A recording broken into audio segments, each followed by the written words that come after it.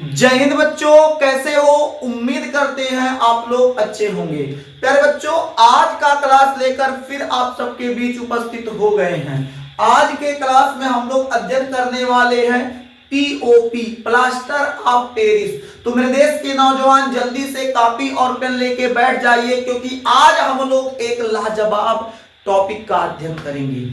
आज हमारे इस चैप्टर का अंतिम लेक्चर है। आज ये चैप्टर समाप्त हो जाएगा। कल से हम लोग एक नया अध्याय शुरू करेंगे, एक नए अध्याय पे चर्चा करेंगे। आज के क्लास में सबसे पहले याद रखिएगा, हम लोग पीओपी का अध्ययन करेंगे, प्लास्टर ऑफ पेरिस का अध्ययन करेंगे।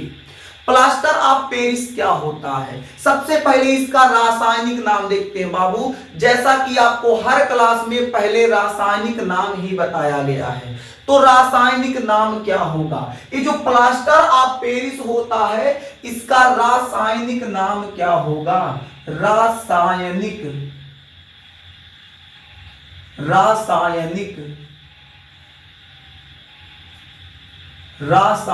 नाम, इस प्लास्टर ऑफ पेरिस का रासायनिक नाम क्या होगा? पहले हम लोग इसे समझते हैं। ये जो प्लास्टर ऑफ पेरिस पीओपी होता है, इसका रासायनिक नाम क्या होगा? सबसे पहले इसे समझ लीजिए। प्लास्टर ऑफ पेरिस जो होता है, उसका रासायनिक नाम बाबू होता है कैल्शियम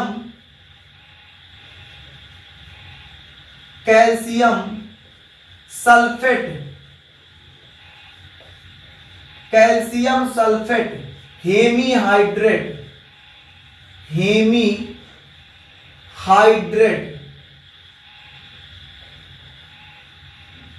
कैल्शियम सल्फेट हेमीहाइड्रेट।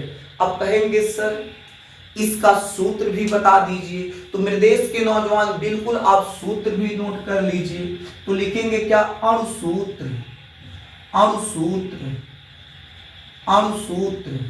तो इसका अणुसूत्र क्या होगा? तो इसका अणुसूत्र हो जाएगा CaSO4 इंटू 1/2H2O। इसका अणुसूत्र ए होता है। इसका अणुसूत्र इसके साथ साथ बाबू ए भी होता है, CaSO4 का होल ट्वाइस H2O, ए भी होता है। तो आप बाबू इसे याद रखेंगे। जो कैल्शियम सल्फेट हेमीहाइड्रेट है, कैल्शियम सल्फेट, हेमी का मतलब होता है 1/2, हेमी का मतलब क्या हो जाएगा? 1/2, हाइड्रेट का मतलब हो जाएगा H2O। Calcium sulphate Hemy hydrate यानी CaSO4 इंटू 1/2H2O। ये हो जाएगा पीओपी अर्थात प्लास्टर ऑफ पेरिस का अणुसूत्र। प्लास्टर ऑफ पेरिस का अणुसूत्र। अणुभार भी देख लीजिए। अणुभार, इसका अणुभार कितना होता है? तो इसका अणुभार बाबू लगभग 145 के आसपास होता है। तो लिख सकते हैं क्या? 145।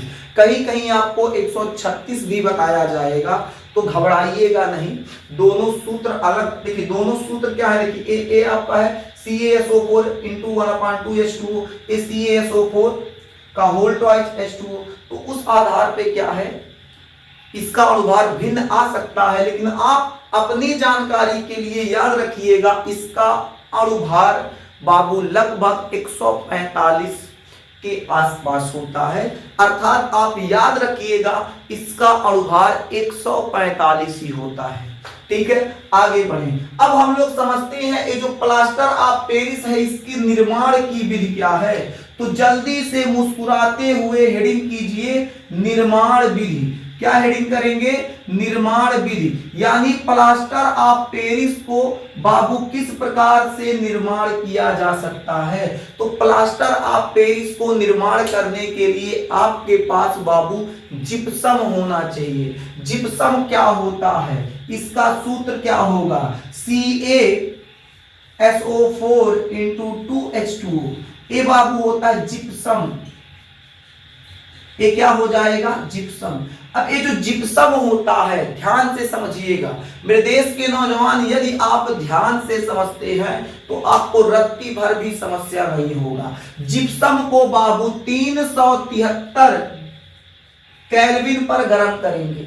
ये जो जिप्सम है, जिप्सम को 373 केल्विन पे जब गर्म किया जाएगा तो गर्म करने के उपरांत क्या मिलेगा, CaSO4 इंटू 1/2H2O, अर्थात कैल्शियम सल्फेट हेमीहाइड्रेट प्राप्त होगा और 3/2H2O प्राप्त होगा। यानी ये आपका बाबू POP, प्लास्टर ऑफ पेरिस बाबू प्राप्त हो गया। यानी जब हम लोग जिप्सम को 373 केल्विन पर गर्म करते हैं तो गर्म करने के उपरांत पीओपी प्राप्त होता है। क्या प्राप्त होता है, पीओपी प्राप्त होता है, प्लास्टर ऑफ पेरिस प्राप्त होता है। याद रहेगा तो नोट जल्दी से कर लीजिए। क्या नोट करेंगे, जिप्सम को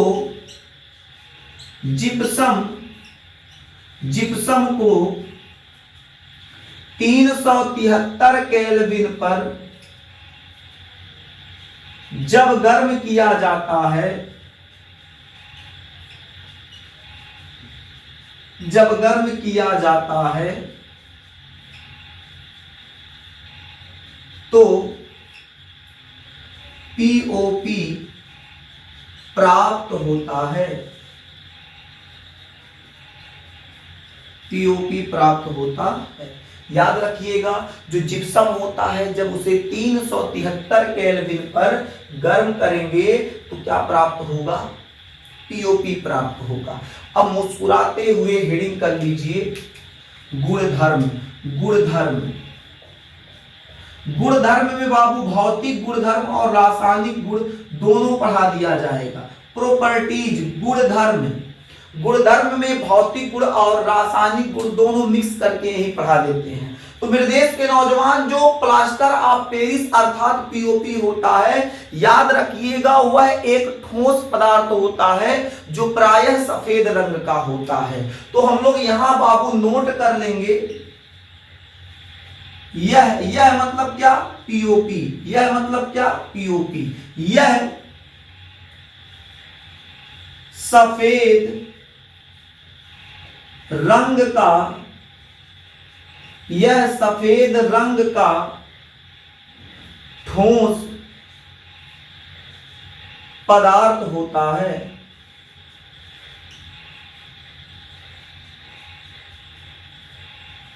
यह सफेद रंग का ठोस पदार्थ होता है। यानी जो पीओपी होगा वो कैसा होगा, सफेद रंग का होगा, इसके अलावा ठोस पदार्थ के अंतर्गत आता है।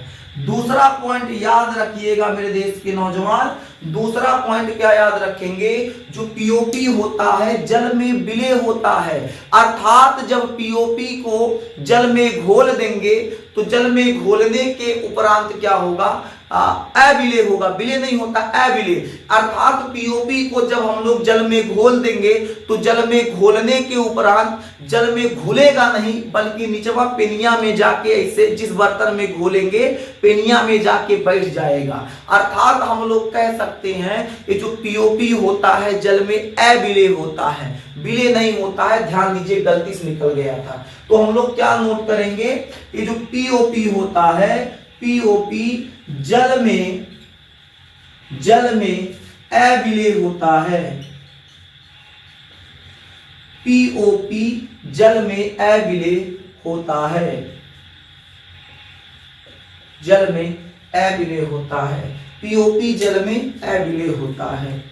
हो जाएगा, बोलिए मेरे देश के अच्छे बच्चे, यहां तक याद रहेगा।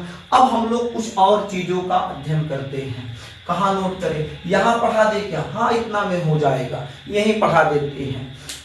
अगर हम लोग क्या करते हैं, पीओपी ले लेते हैं, क्या लेते हैं, पीओपी लेते हैं, पीओपी की क्रिया बाबू जल से करा दे तो क्या प्राप्त होगा।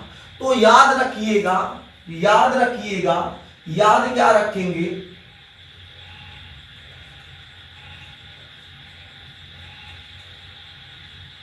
पीओपी, पीओपी मतलब प्लास्टर ऑफ पेरिस, जिसका सूत्र होता है CaSO4 into 1/2H2, calcium sulphate hemihydrate. इसको क्या करते हैं, जल के साथ क्रिया कराते हैं, बैलेंस करने के लिए 3/2 लगा देंगे। तो जब पीओपी की क्रिया जल से कराएंगे तो देखिए क्या प्राप्त होगा। अब यहां जगह नहीं है तो नीचे नोट कर देते हैं, नीचे ऐसे तीर थोड़ा सा घुमा देते हैं नीचे की तरफ यहां। तो जब हम लोग पीओपी की क्रिया जल से कराएंगे, जब हम लोग पीओपी की क्रिया जल से कराएंगे तो प्राप्त क्या होगा, प्राप्त होगा बाबू CaSO4 कैल्शियम सल्फेट और बाबू जल प्राप्त होगा। CaSO4 कैल्शियम सल्फेट और क्या प्राप्त होगा, जल प्राप्त होगा। यहाँ 2 लगा दीजिएगा। अब कहेंगे 2 क्यों लगेगा बाबू, 1/2 जल का अणु है, यहाँ कितना जल के अणु है 3/2, तो 3 1 4, 4/2 काट देंगे तो 2 हो जाएगा, यानी 2H2O। कहने का मतलब क्या है, यदि हम लोग पीओपी की क्रिया जल से करा दे तो मेरे देश के नौजवान क्या प्राप्त होगा। पीओपी की क्रिया जब हम लोग जल से कराएंगे तो कैल्शियम सल्फेट प्राप्त होगा और बाबू जल प्राप्त होगा। जल के 2 अणु प्राप्त होंगे। यहां तक याद रखिएगा, यहां तक मेरे देश के नौजवान याद रखिएगा। अच्छा, इसका उपयोग भी यहां समझ लेते हैं जल्दी से। उपयोग,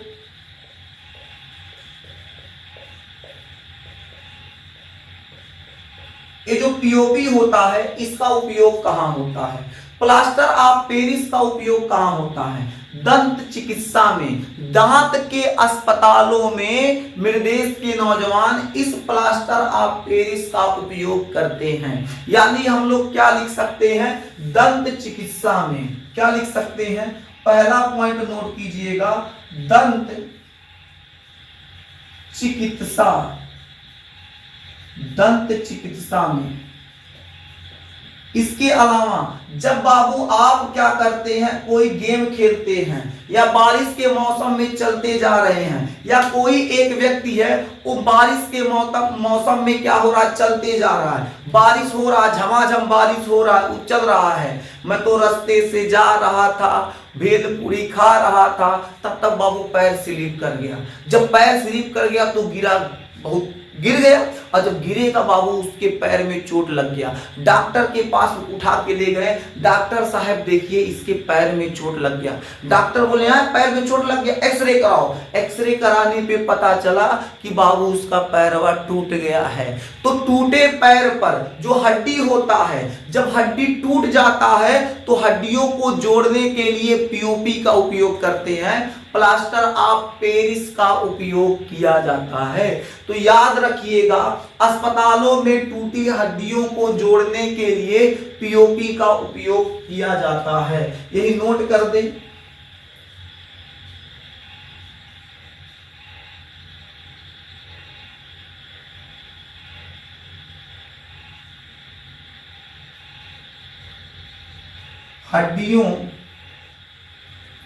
हड्डियों को जोड़ने में, याद रखिएगा, इससे समझ जाइएगा, वो छोटा लिखा गया हड्डियों को जोड़ने में, यानी जो अस्पताल होंगे, अस्पतालों में हड्डियों को जोड़ने के लिए प्लास्टर ऑफ पेरिस का उपयोग करते हैं। इसके अलावा आप मार्केट में देखे होंगे कई प्रकार के ऐसे पुतले मिलते हैं, इसी पीओपी के बने हुए पुतले मिलेंगे, जैसे गुड्डा गुड़िया है, हीरो हीरोइन को सब पकड़ा देगा फूल लेके, या मूर्ति देखेंगे भगवान की मूर्ति बनी होती है। इसके अलावा कुछ खिलौने बने होते हैं, तो मूर्तियों को बनाने में, खिलौनों को बनाने में, प्रेमी जोड़ों को बनाने में, जो देखो ऐसे हीरो होगा, हीरोइन ने सब पकड़े होगा, हाथ में फूल लिया होगा, जो नए साल के अवसर पर दिया जाता है। तो कहने का मतलब खिलौना बनाने में, मूर्तियों को बनाने में पीओपी का उपयोग किया जाता है। तो हम लोग अगला पॉइंट कहां नोट कर दें, देखिए ए तो बाबू ए वाला पूरा इधर का है, यही नीचे नोट कर देते हैं आगे का पॉइंट। तो आगे का पॉइंट क्या हो जाएगा, खिलौनों तथा मूर्तियों, खिलौनों तथा मूर्तियों को बनाने में,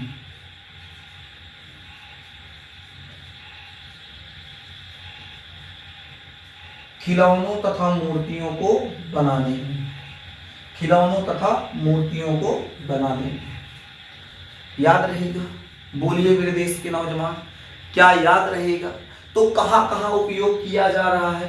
दंत चिकित्सा में, हड्डियों को जोड़ने में, खिलौनों तथा मूर्तियों को बनाने में, मकान में भी उपयोग करते हैं। घर में क्या होता है, घर का डेंटिंग पेंटिंग जब करते हैं तो उसमें डिजाइन वगैरह बनाने में भी इसका उपयोग किया जाता है। तो लिख सकते हैं मकान, मकान में लिख देंगे, बाकी आप बना लीजिएगा। जो भी डिजाइन वगैरह बनाया जाता है उसमें इसका उपयोग किया जाता है। तो इसका उपयोग जो होता है, पीओपी जो होता है, कई जगहों पर उपयोग किया जाता है। तो कुछ उपयोग बता दिए, ऐसे कई जगहों पर इसका उपयोग किया जाता है। तो मेरे देश के नौजवान, उम्मीद करते हैं आपको प्लास्टर ऑफ पेरिस बेहतर समझ में आ गया होगा। यदि आपको बेहतर समझ में आ गया तो मेरे देश के अच्छे बच्चे यहां तक नोट कीजिए, आज हमारा ये अध्याय अम्ल क्षारक तथा लवण समाप्त होता है। अब हम लोग क्या करेंगे, कल से एक नया अध्याय, अध्याय संख्या 3 धातु तथा अधातु पर चर्चा करेंगे। तो आज का क्लास यही रोकते हैं। स्वस्थ रहिए, मस्त रहिए, अच्छे से पढ़ाई करते रहिए, क्योंकि आप बेहतर पढ़ाई करेंगे तो आपका रिजल्ट भी बेहतर आएगा।